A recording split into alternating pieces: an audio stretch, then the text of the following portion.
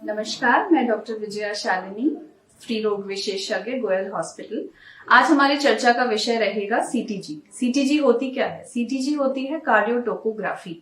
जैसे हम adult ECG निकालते हैं, ठीक उसी प्रकार हम सीटीजी निकालते हैं। अब ये सीटीजी क्यों निकाला जाता है, किस में निकाला जाता है? ये सीटीजी निकाली जाती है प्रेग्नेंट महिलाओं में।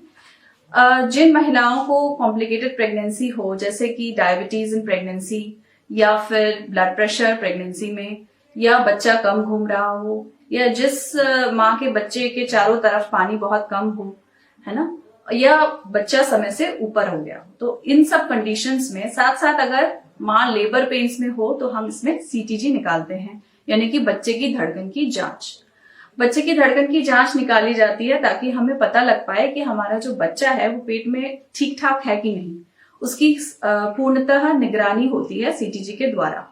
ये बहुत ही सिंपल प्रोसीजर है, इसमें कोई दर्द नहीं होता, ओपीडी बेसिस पे इसे करा जा सकता है और इसमें खाली पेट की आवश्यकता नहीं है और इसमें कोई उपकरण शरीर के अंदर नहीं डाला जाता। ये बहुत ही सिंपल वे है। आइए मैं आपको दिखाती हूँ कि ये सीटीजी होती क्या है और इसे कैसे करते हैं। ये आप देख सकते हो, ये इसमें दो प्रोब्स होती हैं। एक टोको प्रोब होता है जिसे हम बच्चेदानी के सबसे ऊपरी हिस्से में लगाते हैं, जिससे कि हमें सबसे पहले दर्द का पता लगता है। और दूसरा ये होता है, दूसरा प्रोब होता है जिसमें हम बच्चे की धड़कन की जांच करते हैं, जिसमें हम धड़कन नापते हैं। और तीसरी एक और इंस्ट्रूमेंट होती है जो एक पेन की तरह होती है और इसे हम मरीज को पुश करने के लिए बोलते हैं। इससे हमें पता लगता है कि हमारे मरीज की धड़कन, मतलब बच्चा कितने बार घूम रहा है, वो उसे मेजर कर सकते हैं। और इस तरीके से हम एक ग्राफ निकालते हैं। ये सारी रिकॉर्डिंग्स हमें एक ग्राफ के फॉर्म में मिलती है, जैसे कि बच्चे की धड़कन हम नाप रहे हैं और साथ ही साथ बच्चेदानी में कोई दर्द है तो उसको जांच कर रहे हैं, और ये एक ग्राफ फॉर्म में आता है और इससे हम बच्चे की अंदर की स्थिति का पता लगा लेते हैं। और ये जो आप इंक की लाइनें दिख रही हैं, ये होती हैं जब आप बच्चे को मूवमेंट प्रेस करते हो तो वो दिखने लग जाती है। अगर बच्चे के मूवमेंट के साथ अगर ये बच्चे की धड़कन मूव कर रही है, ऊपर वाले हिस्से में ऊपर उठ रही है, इसका मतलब ये है कि आपकी बच्चे की धड़कन ठीक चल रही है और आपकी सीटीजी रिएक्टिव है। परंतु कई बार ऐसा भी होता है कि बच्चे की धड़कन नीचे जा रही होती है, ऊपर जाने के बजाय। अगर वो नीचे जा रही है तो वो सीटीजी नॉन रिएक्टिव कही जाती है। इसका मतलब है कि आपकी सीटीजी सही नहीं है और आपको एडमिशन की जरूरत है या आगे कुछ निर्णय लेने की जरूरत है। तो ये बहुत ही सिंपल प्रोसीजर है और लेबर के दौरान सीटीजी होना बहुत जरूरी है। जब हम बच्चे की धड़कन की बात करते हैं तो हमें पता होना चाहिए कि बच्चे की धड़कन नॉर्मली होनी कितनी चाहिए। बच्चे की धड़कन होनी चाहिए 120 से 160 बीट्स पर मिनट। ये बच्चे की नॉर्मल धड़कन है। इससे ज्यादा अगर हो रही है, 160 से ज्यादा हो रही है तो वो भी सही नहीं है, और अगर वो 120, 110 से नीचे जा रही है तो वो भी सही नहीं है।